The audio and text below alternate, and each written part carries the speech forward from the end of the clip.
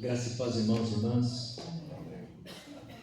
Convido você a abrir sua Bíblia no Antigo Testamento, em 1 Reis, para a nossa reflexão, capítulo 19. 1 Reis fica antes de 2 Reis. Depois de Gênesis e antes do Apocalipse. Está pertinho aí, os primeiros livros da Bíblia. 1 Reis 19, a partir do verso 9, diz assim a palavra do Senhor Deus, mesmo assentados, mas atentos à palavra do Senhor Deus vivo. 1 Reis 19, a partir do verso 9. Ali entrou numa caverna, onde passou a noite, e eis que lhe veio a palavra do Senhor e lhe disse: que fazes aqui, Elias? Ele respondeu: tenho sido zeloso pelo Senhor, Deus dos exércitos, porque os filhos de Israel deixaram a tua aliança, derribaram os teus altares e mataram os teus profetas à espada, e eu fiquei só e procuro tirar minha vida. Disse-lhes Deus: sai e põe-te neste monte perante o Senhor. Eis que passava o Senhor, e um grande e forte vento fendia os montes e despedaçava as penhas diante do Senhor. Porém o Senhor não estava no vento. Depois do vento, um terremoto, mas o Senhor não estava no terremoto. Depois do terremoto, um fogo, mas o Senhor não estava no fogo. E depois do fogo, um cicio, tranquilo e suave. Ouvindo Elias, envolveu o rosto no seu manto e, saindo, pôs-se à entrada da caverna. Eis que lhe veio uma voz e lhe disse: que fazes aqui, Elias? Ele respondeu: tenho sido em extremo zeloso pelo Senhor, Deus dos exércitos, porque os filhos de Israel deixaram a tua aliança, derribaram os teus altares e mataram os teus profetas à espada. E eu fiquei só e procuram tirar minha vida. Disse-lhe o Senhor: vai, volta ao teu caminho, para o deserto de Damasco, e chegando lá, unge a Azael, rei sobre a Síria. A Jeú, filho de Ninsi, ungirás rei sobre Israel, e também Eliseu, filho de Zafate, de Abel-Meolá, ungirás profeta em teu lugar. Quem escapar à espada de Azael, Jeú o matará. Quem escapar à espada de Jeú, Eliseu o matará. Também preservei em Israel 7.000, todos os joelhos que não se dobraram a Baal, e toda a boca que não o beijou. Amém. Pai querido, quero te agradecer por essa hora especial que o Senhor nos conduziu à tua casa de oração, ao teu santuário, para juntos aqui cultuarmos o teu nome, ó Deus Todo-Poderoso, Criador dos céus e da terra, Pai do nosso Senhor e Salvador Jesus Cristo, para que nós pudéssemos aqui aprender a tua palavra, sermos tocados pelo teu Espírito Santo, pelos dons maravilhosos do teu Espírito Santo, sermos alimentados para vivermos segundo os teus santos propósitos. Ouve nosso louvor, aceita o nosso louvor, toca-nos, ó Deus, abençoa a tua igreja aqui reunida. Na nossa simplicidade, Senhor, se manifesta com o teu poder e nos transforme para viver segundo o teu querer. É a nossa oração de gratidão. No teu nome, Jesus, o nosso querido bom pastor. Amém. A uma igreja, um texto lindo, bem conhecido, muito conhecido. E hoje, eu acho que, o Espírito Santo de Deus trabalha, né? Ele trabalha, a gente não sabe, mas ele trabalha, ele é soberano, ele conhece tudo, todos os tempos, ele sabe todas as horas, daqui a um dia, 10 anos, como vão estar as coisas. Esse é o Deus que nós servimos, né? Nós cantamos aqui, não foi nada combinado, né? É um momento novo de estarmos juntos, né, com o seu povo, isolado, ninguém faz nada, e a nossa mensagem hoje é: Deus é fiel. E nessa perspectiva do profeta Elias, que se sentiu isolado, sozinho e estava deprimido. Isso é muito característico da nossa humanidade. Não é uma premissa apenas do profeta, que trabalhou muito, lutou muito contra os inimigos, estava no meio de muita violência, de um mundo muito violento, de muitas mortes. Nada diferente de hoje. E nós precisamos ter essa visão um pouco mais amplificada, né? Que a vida não é só Copa do Mundo, futebol, estamos bem, não estamos em guerra. A gente acha que não, mas estamos sim. Pelo menos espiritualmente, sim, estamos. E eu queria conversar com a igreja sobre um pouquinho sobre essa vivência do profeta Elias e falar um pouquinho sobre essa humanidade de se sentir só. No mundo de multidões, com mais de 8 bilhões de pessoas, habitantes, nós que moramos em uma grande cidade, populosos, acho que tem mais de 700 mil habitantes. Fazemos parte aí de um conglomerado de grande cidade juntada aí à grande São Paulo. Não é comum a gente se sentir sozinho. Mesmo assim, nós nos sentimos sozinhos muitas vezes. Se você nunca se sentiu sozinho, amém, glória a Deus, eu respeito isso. Por que isso acontece? E nós, em meio a multidões, em meio a tudo gente, família grande às vezes, e às vezes a gente se sente sozinho. É uma faculdade humana, uma questão ligada à nossa vida emocional? Sim e não. A gente vai analisar um pouquinho aqui sobre a ótica do texto de 1 Reis 19. Como é que nós conseguimos estar sozinhos em meio às multidões? O que nos levaria a nos sentirmos sozinhos, mesmo em meio a muitas pessoas? Como é que isso acontece? Quais são os mecanismos? O que levou Elias a sentir-se sozinho? A estar sozinho e achar que estava sozinho a ponto de pedir o fim da sua vida. Primeiro aspecto aqui é que ele se sentiu sozinho.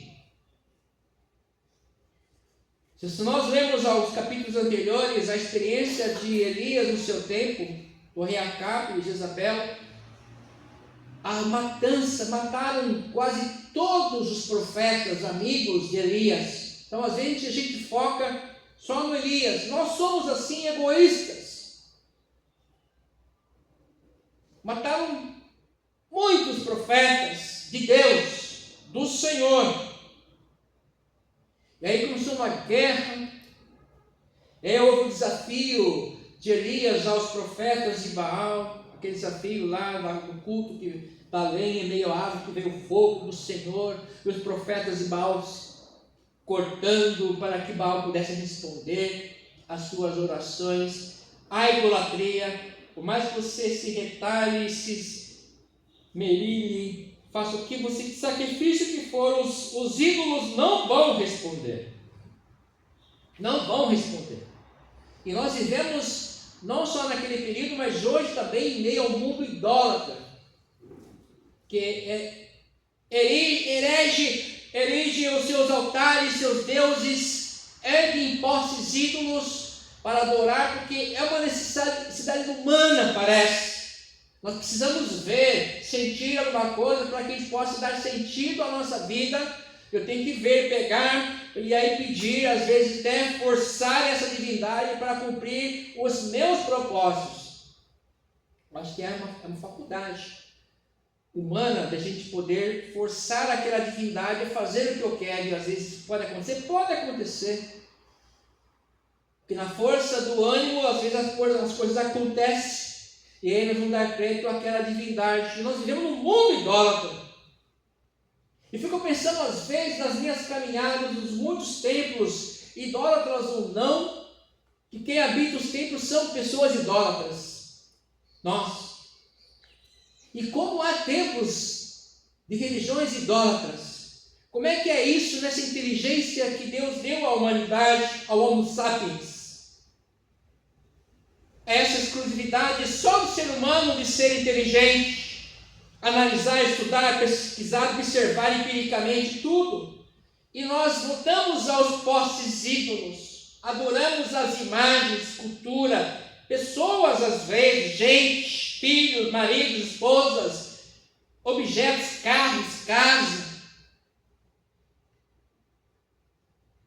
Isso faz parte da faculdade humana, do nosso DNA pecador. Nós somos gerados em meio ao pecado. Em pecado me concebeu minha mãe, então nós não somos santos o suficiente. Kadosh, separado para o louvor do nosso Senhor, nos chama para isso, mas nós vivemos lutando para nós. E Elias, depois de muita luta, muita batalha, ele se sentiu sozinho. E chegou um momento que ele estava sozinho, estava na caverna. Você já cansado, se colocou já numa caverna?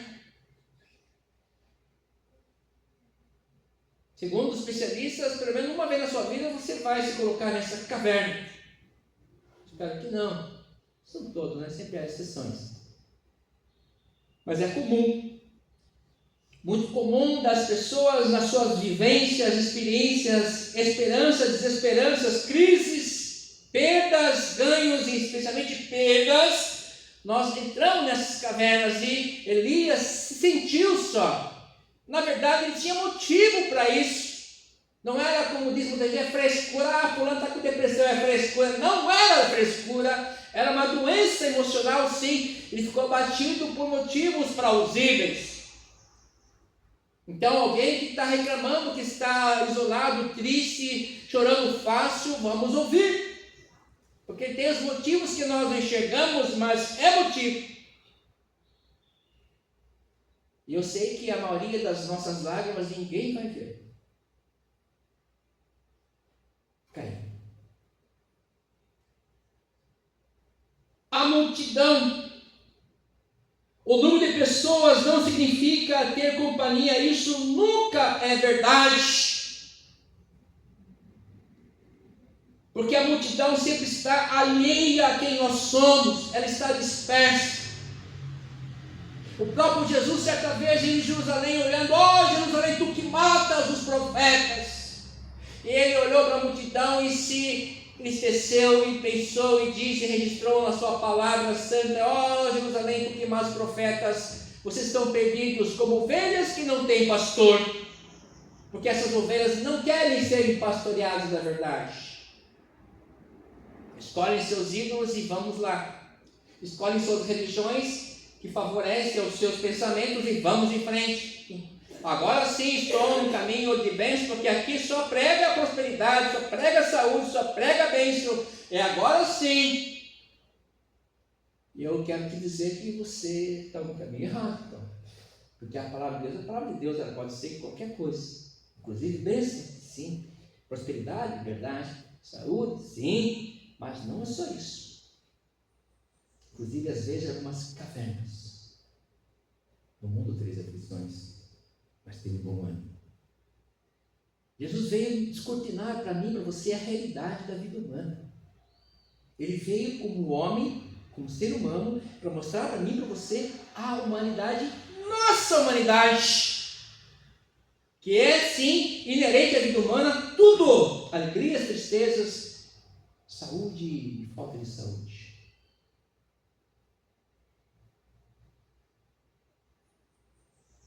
Quando falo em falta de saúde, precisa ver um monte de retrospectos de uma vida pastoral, de vivências pessoais e da igreja, dos amigos.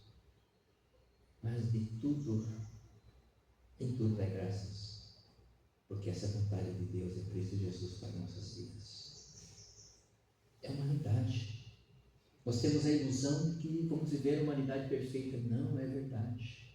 É o diabo que está pregando para esse tempo hoje. Não vai acontecer isso, as coisas só vão piorar. Desculpe, fatalismo não. Não tem coisa melhor que viver sob a graça de Cristo. Em meio às tristezas, em meio às prisões de Paulo aos Filipenses, ele diz assim, e brada com muita alegria e força, alegrai-vos do Senhor, alegrai-vos, o digo novamente, porque não há coisa melhor de que ter a graça de Cristo nos envolvendo.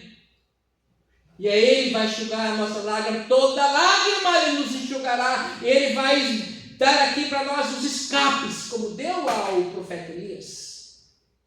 Essa é a alegria. É a presença do Senhor que é a nossa força, é a nossa alegria, e isso tem que ser constante, para que a gente não possa achar que não tem mais saída, que não valeu a pena. Sim, tudo vale a pena nos caminhos do Senhor.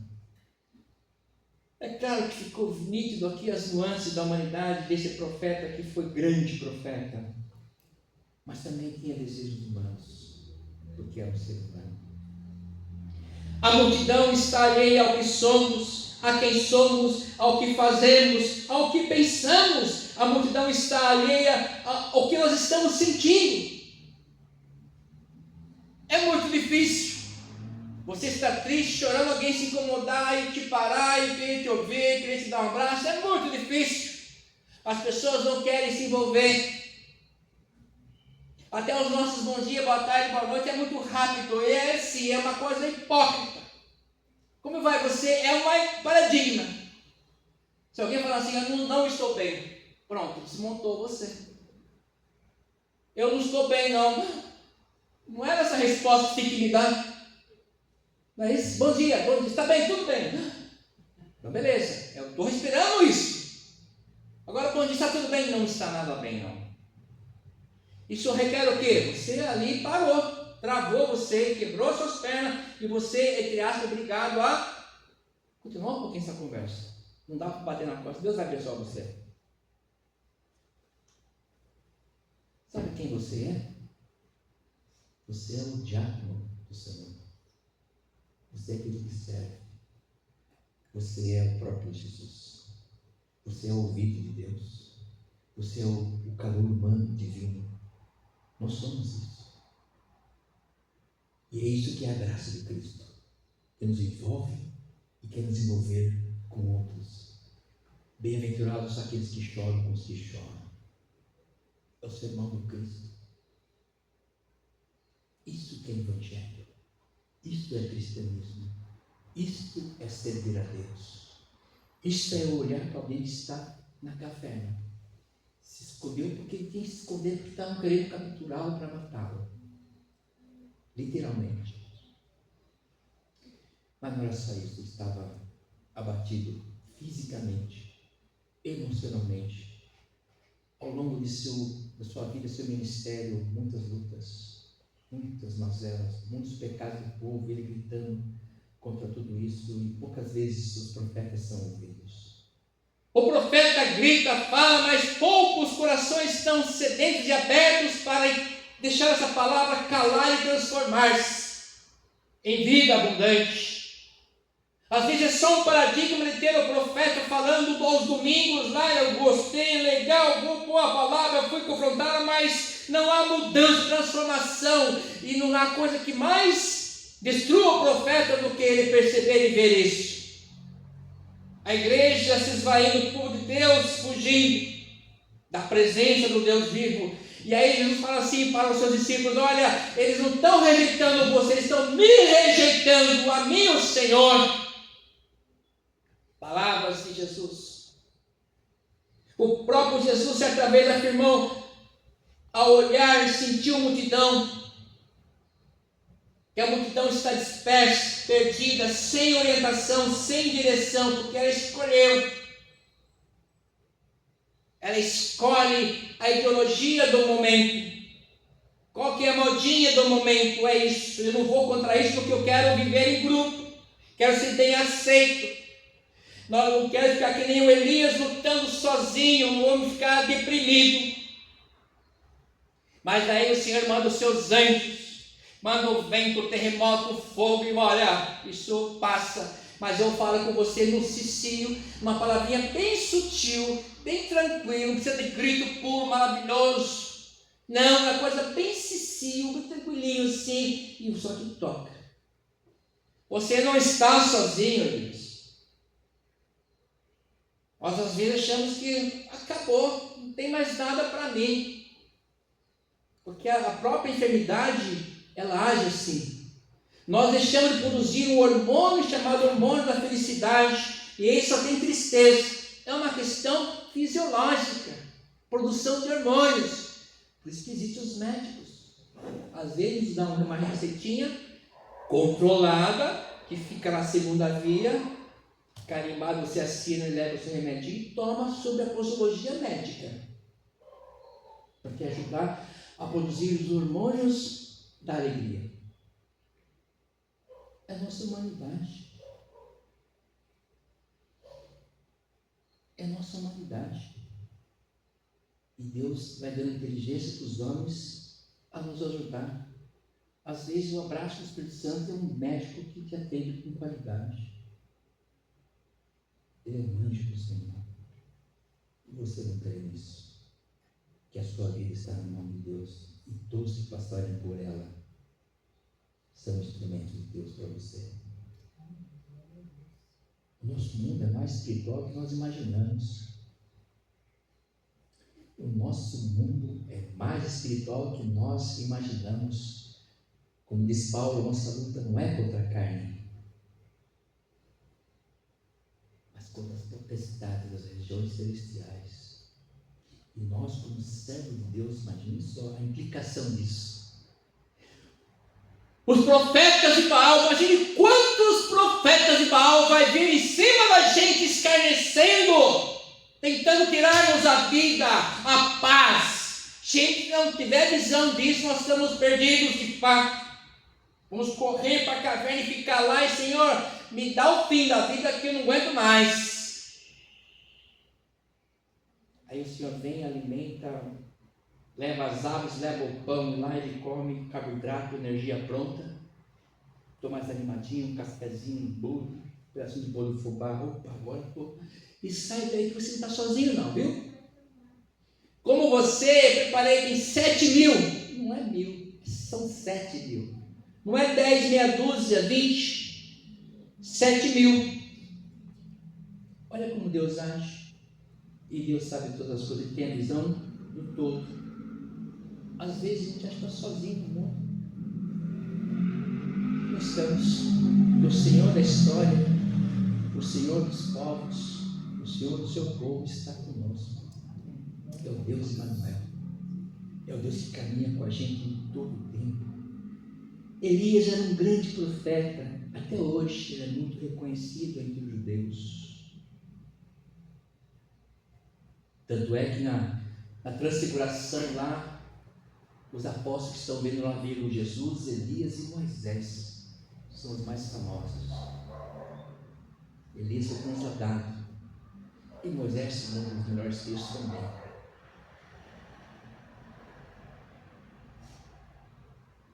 Muito famoso Elias, mas subestimou a ação de Deus e subestimou o seu ministério. Estou sozinho, Senhor. Agora só sobrou eu.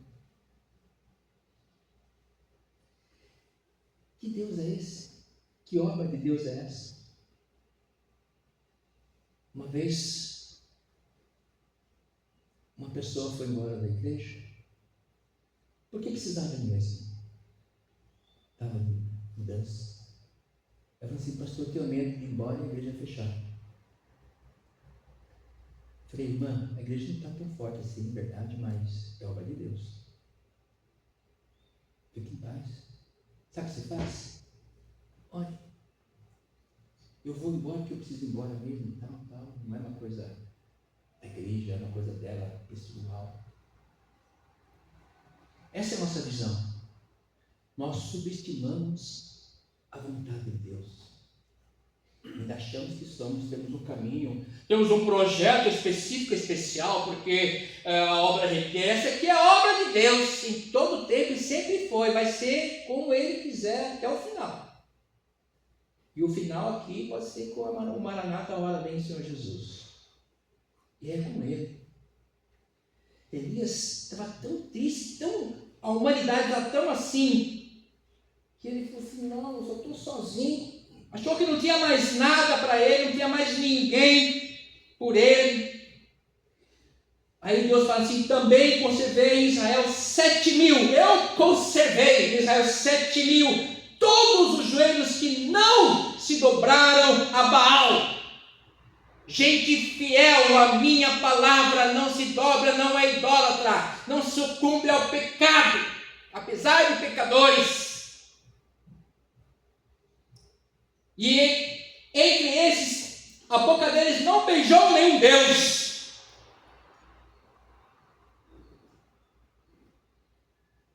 Mas a gente entende que ele estava na sua humanidade. A gente tem que entender que a obra é dele, tudo é dele, ele cuida de tudo, dos detalhes. Para que nós somos chamados de igreja hoje, não é para criar novas estruturas para a igreja nesta época, inovar novos programas, ou para termos sonhos ou visões pessoais. Nós não fomos chamados para isso. Nós somos chamados para pertencer a Cristo como Senhor e Salvador e para manter nossas vidas aquecidas no coração de Cristo. Nós precisamos parar das nossas humanidades, dos projetinhos falíveis humanos e achar que nós podemos fazer muitas coisas para mudar a obra de Deus. Não podemos. Se precisávamos morrer, como morreu centenas de profetas do Senhor no tempo de Elias. Por isso que ele achou que só ele sobrou. Morreram centenas. Só nós olharmos o texto com detença. Às vezes nós somos tão assim superficiais. Nossa, é benção. Não, olha os detalhes. Muitos profetas foram sacrificados por servir a Deus. E no Novo Testamento isso não mudou com Cristo. Exceto João, o resto dos discípulos foram todos mortos pelo grande império. É a vontade de Deus que está acima de tudo.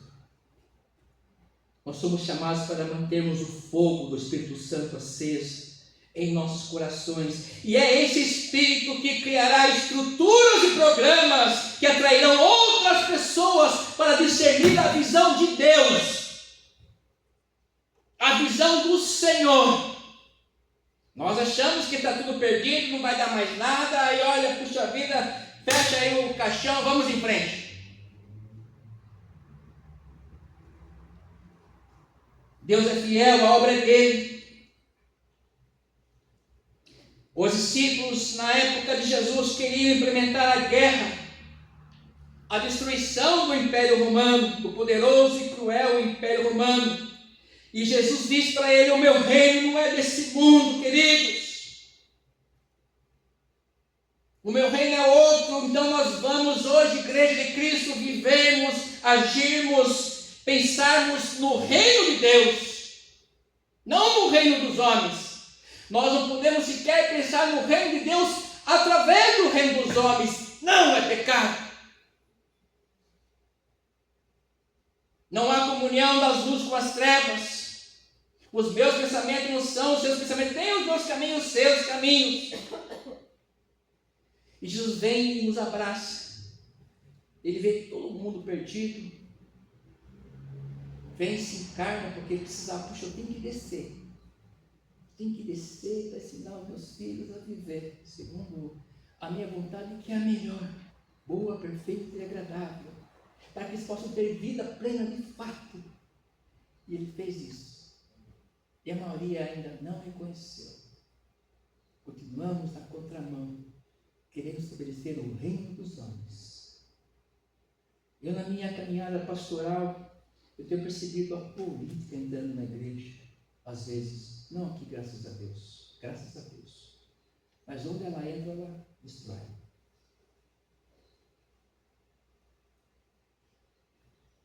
Mas que Deus tire a mão e viva segundo os seus corações. E nós estamos aí prestes a enfrentarmos aí as eleições e as propagandas. Já estou sendo procurado por muitos. Ontem mesmo tinha 2 pastores no meu condomínio. Não estava em casa, eu sei, estou em campanha. Eu não estou.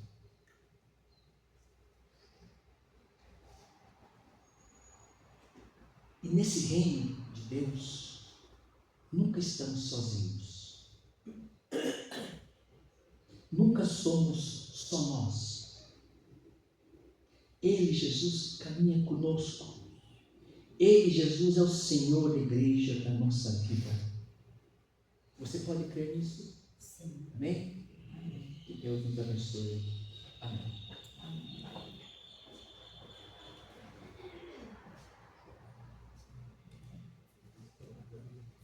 Vamos louvar a Deus por um hino 26. Eis-nos o pastor divino.